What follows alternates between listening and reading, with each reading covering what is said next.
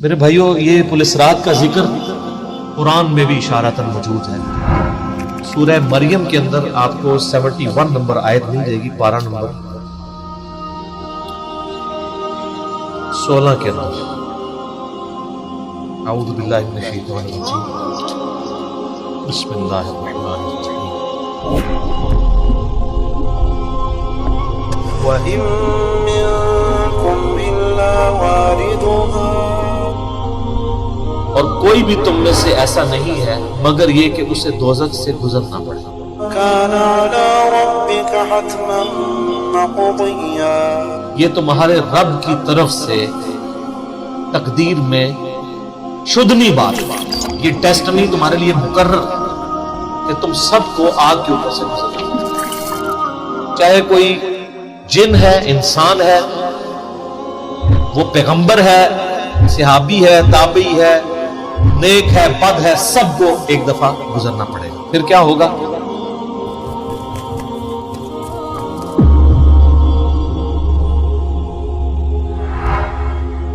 ثُمَّ نُنَجِّي الَّذِينَ اتَّقَوْا وَنَذَرُ الظَّالِمِينَ فِيهَا جِثِيًّا، پھر ہم نجات دے دیں گے اہل تقوی کو، اور جو ظالم ہیں ان کو گھٹنوں کے بل اسی دوزخ میں رہنے دیں گے۔ یا اللہ تعالی اللہم اجرنا من النار، آمین۔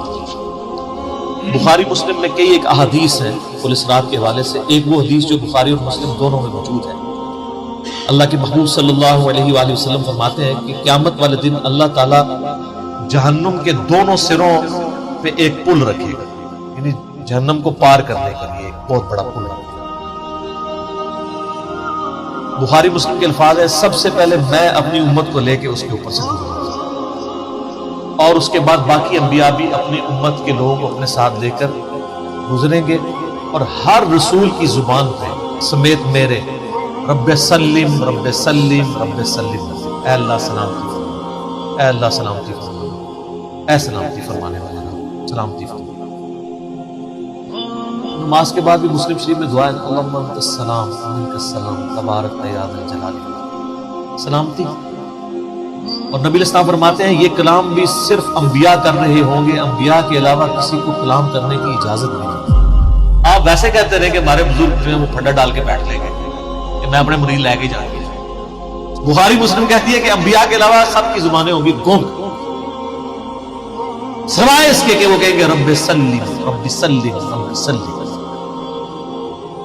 پھر نبی الاسلام فرماتے ہیں کہ بخاری مسلم کے الفاظ ہے کہ جب لوگ پولیس رات سے گزر رہے ہوں گے نا، تو پولیس رات کے دونوں جانب آنکڑے لگے ہوئے ہوں گے، جس طرح کے کانٹے ہوتے ہیں،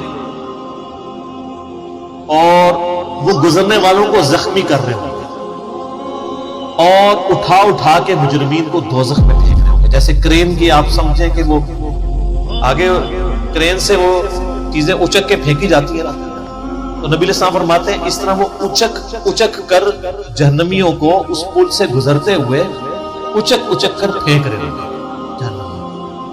اور نبی علیہ السلام نے یہ بھی فرمایا، بخاری مسلم کے الفاظ ہے کہ ہر شخص اپنے اعمال کے مطابق گزر رہا ہے۔ کوئی سورین کے بل گھسٹتا ہوا جا رہا ہوگا، آپ سر اس منظر کو امیجن بھی نہیں کر سکتے۔ یہاں تو کہتے ہیں لوگ جو کچھ بھی ہے تیرے محبوب کی امت سے، تو وہ امت کون سی ہے جو گزر رہی ہوگی؟ وہ آپ ہی لوگ ہیں، ہم لوگ ہی۔ اللہ تعالیٰ سلامتی کے ساتھ ہمیں گزار دیں، آمین۔ آپ نے اسلام فرمایا کہ بعض لوگ جو ہیں وہ یعنی تیز رفتاری سے گزر رہے ہوں گے، بعض گھسٹ اپنے اعمال کے مطابق گزر رہے ہیں، اور پھر لوگ کٹ کے دوزخ میں گر رہے ہوں گے۔ بخاری مسلم کے الفاظ اس پل سے کٹ کے دوزخ میں گر رہے ہوں گے، پھر وہ دوزخ میں رہیں گے یہاں تک کہ اللہ تعالیٰ ان کے لیے کوئی فیصلہ فرما دے۔ بولے اعوذ باللہ، اللہ تعالیٰ کو پناہ، اللہم اجرنا من النار، آمین ثم آمین۔ صحیح مسلم میں ایک حدیث ہے، ابو سعید خدری کہتے ہیں کہ ہمیں یہ بات بھی پہنچی ہے کہ وہ پل جو ہے وہ تلوار کی دھار سے زیادہ تیز اور بال سے زیادہ باریک۔ یہ الفاظ بالکل صحیح ہے، صحیح مسلم۔ اس پل سے تو کوئی بندہ بھارت کے ساتھ بھی نہیں گزر سکتا، کوئی چائنی بھی نہیں گزر سکتا، وہ جو تو یہ اس کے اوپر سے گزرنا ایک معجزے والا معاملہ ہی ہوگا جس کو اللہ تعالیٰ نجات دے۔ اور یہ جو میں نے آیت پڑھی نا سورہ المریم کی آیت نمبر 71، اس کے کانٹیکسٹ میں کتاب التفسیر چیپٹر میں امام ترمذی اسی آیت کو ہیڈنگ بنا کے نا اس کے نیچے ایک حدیث لے کے آئے. یعنی یہ جو میں نے کہا نا قرآن میں پل-اسرار کا ذکر ہے، امام ترمذی کا بھی یہی فہم ہے. انہوں نے اس آیت کی ہیڈنگ بنا کے جامعہ ترمذی میں حدیث لی ہے بالکل صحیح سند کے ساتھ پل-اسرار کے حوالے سے، کہ نبی صلی اللہ علیہ وآلہ وسلم نے ارشاد فرمایا کہ یہ پل-اسرار جہنم پہ رکھا ہوا ایک پل ہے جس پر سے لوگوں کو گزرنا پڑے گا اور ہر شخص اپنے اعمال کے مطابق گزرے گا. بعض لوگ بجلی کسی تیزی سے گزر جائیں گے، جیسے آسمان سے ایسے بجلی کڑک کے نیچے پتہ نہیں لگے دن سے. بعض ہوا کی تیزی سے گزریں گے جو اس سے کم نیک ہوں گے.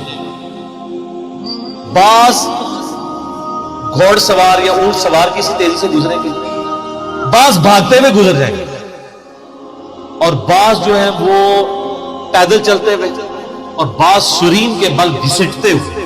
سر اتنا لمبا پل، اتنی مسافر، بلکہ بخاری مسلم میں الفاظ ہے، نبی نے فرمایا کہ اس پل کی لمبائی اللہ ہی بہتر جانتا ہے، مجھے نہیں پتا.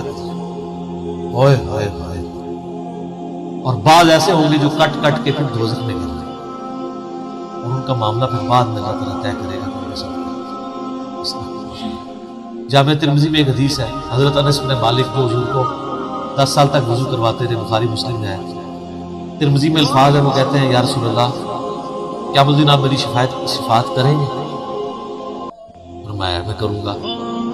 یا رسول اللہ مجھے اپنا پتہ بتا دیں، میں آپ کو کہاں تلاش کروں.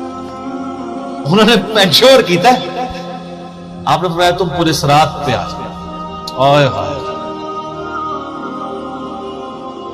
مجھے پورے صراط پہ دیکھ لینا، میرے امتی گزر رہے ہوں گے، میں ان کے لیے سلامتی کی دعا کر رہا ہوں. کہا یا رسول اللہ میں پورے صراط پہ نہ پاؤں. آپ نے فرمایا کہ پھر تم میزان عمل پہ آ جاؤ جہاں لوگوں کے نامہ اعمال تولے جا رہے. نبی الاسلام کا نامہ اعمال نہیں تول رہا ہوا، آپ کو تولا نے عمل دے دیا نا، انا فتحنا لک فتحا مبینا. بخاری مسلم میں حدیث ہے، حدیث شفاعت کے سارے نبیوں سے لوگ ہوتے ہوتے حضرت عیسیٰ کے پاس جب اینڈ پہ آئیں گے نا، کہیں گے بس ایک ہی شخص ہے جس کو عمل ملا ہوا ہے، محمد رسول اللہ کے پاس جاؤ، وہ شفاعت کرے. تو آپ علیہ السلام اپنی امت کی خاطر ہی یعنی میزان عمل پہ تکلیف کاٹ رہے ہوں گے. کہا یا رسول اللہ میزان عمل پہ بھی نہ پاؤں تو کہاں جاؤں؟ فرمایا پھر تم حوض کوثر پہ، میں وہاں پہ اپنے امتیوں کو مشروب پلا رہا ہوں. بخاری مسلم میں درجنوں احادیث ہیں، آسمان کے ستاروں کے برابر اس کے برتن، جو ایک بار پیے گا وہ کبھی پیاسا نہیں ہوگا. جنت میں لوگ مشروب لذت کے لیے پیئیں گے، پیاس کی وجہ سے نہیں. ان کا یا رسول اللہ اگر آپ مجھے پل-اسرار پہ بھی نہ ملے، میزان عمل پہ بھی نہ ملے، اور آپ صلی اللہ علیہ وسلم حوض کوثر پہ بھی مجھے نہ ملے، تو پھر میں آپ کو کہاں تلاش کروں؟ میں تم مجھے تلاش کرنا، میں ان 3 میں سے کسی ایک جگہ پہ. تو بخاری مسلم میں پھر یہ بھی آتا ہے کہ میرے حوض کوثر کچھ لوگ لائے جائیں گے، میں کہوں گا اصحابی اصحابی، میرے ساتھی. مجھے بتایا جائے گا کہ آپ کے بعد یہ دین سے الٹے قدم پھر گئے تھے، انہوں نے دین میں بگڑتے جاری کر دیا. آپ فرماتے ہیں میں کہوں گا سحقا سحقا لمن غیر بعدی، دور کر دو مجھ سے، میرا ان سے کوئی تعلق نہیں. بخاری مسلم میں الفاظ ہیں، عبداللہ ابن ابی ملیکہ جب یہ حدیث بیان کرتے تھے تو کہتے تھے اے اللہ ہم تیری پناہ میں آتے ہیں اس چیز سے کہ تیرے نبی کے وفات کے بعد ان کے دین سے الٹے قدم لے. یہ وہی لوگ ہیں جو حضور کی وفات کے بعد مرتد ہو گئے تھے، مسلمہ کذاب کے ساتھ مل کے منکرین زکوٰۃ میں شامل ہو گئے، سیدنا ابوبکر کے خلاف کھڑے ہو گئے.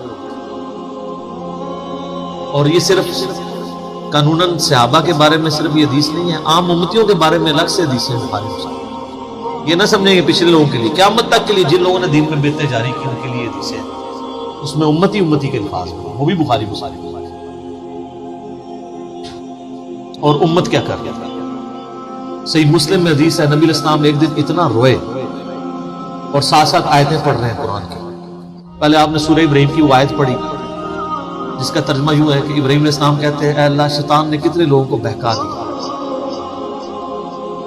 تو جو شیطان کے رستے پہ چلا میرا اس سے کوئی تعلق نہیں، یعنی اعلان برات کر دیا اپنے ماننے والے. پھر آپ نے سورہ مائدہ کی وہ آیات پڑھی جس میں حضرت عیسیٰ علیہ السلام کی اور اللہ کی قیامت کے دن گفتگو ہوگی. اس میں عیسیٰ ابن مریم کہیں گے اے اللہ جب تک میں ان میں موجود تھا میں ان پر گواہ تھا, جب تو نے مجھے اٹھا لیا پھر تو اور تیرا ان کا تیری مرضی ان کو عذاب دے یا چھوڑ. اعلان برات, حضور نے کہا کہ یا اللہ ابراہیم نے بھی اپنی امت سے اعلان برات کر دیا, عیسیٰ نے بھی کر دیا, لیکن میں کہتا ہوں میری امت. اور صحیح مسلم کے الفاظ ہیں, حضرت جبرائیل علیہ السلام آئے اور کہا کہ اللہ نے مجھے آپ کی طرف بھیجا ہے اور کہا کہ میرے محبوب سے پوچھو کہ اس کو وہ کون سی چیز ہے جو غم زدہ کر. حالانکہ اللہ کو سب کچھ پتہ تھا. آپ نے فرمایا میری امت.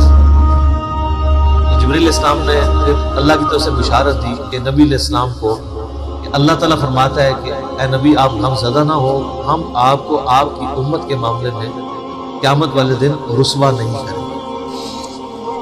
تو سبحان اللہ تو ہم پڑھتے ہیں, لیکن ہمارے ایسے کردوت نہ ہو کہ سحقن سحقن لمن غیر آبادی نہ ہو جائے کہیں, سحقن سحقن لمن بدل آبادی نہ ہو جائے کہیں. یہ بھی تو چانس ہے. استغفر اللہ. نبی علیہ السلام نے تو اپنی محبت کا حق ادا کر دیا. اور مسلم شریف میں حدیث ہے قیامت کا دن وہ ہے کہ جب ابراہیم علیہ السلام بھی میری طرف متوجہ ہوں گے. جس دن کوئی بھی اللہ کی بارگاہ میں کلام کرنے والا نہیں ہوگا, میں ابراہیم علیہ السلام کی سفارش بھی میں کروں. حضور کی سفارش کے بعد انبیاء کو بولنے کا موقع ملے گا. اسی پہ وہ اعلیٰ حضرت کا شعر ہے نا, وہ جہنم میں گرا ان سے جو مستغنی ہوا, ہے خلیل اللہ کو حاجت رسول. بل ہم شعر کہہ سکتے ہیں, ہم محبت کے لیے نعرے مار سکتے ہیں, لیکن نبی علیہ السلام نے جو امت کو تعلیمات دی تھی حجۃ الوداع کے موقع پر, غدیر خون کے موقع کے اوپر, امت نے کسی ایک وصیت کا بھی پاس نہ. یہ ایک دردناک ٹاپک ہے, جتنی مرضی بات کی جائے نہ ختم ہونے والی. بس اس کو اسی پہ مجبور کرتے ہیں کہ اللہ تعالیٰ قیامت والے دن ہمیں اپنی رحمت کاملہ سے اپنے محبوب صلی اللہ علیہ وآلہ وسلم کی شفاعت کے ساتھ قیامت کی ساری ہولناکیوں سے بلا حساب و کتاب جنت میں داخلہ. آمین ثم آمین.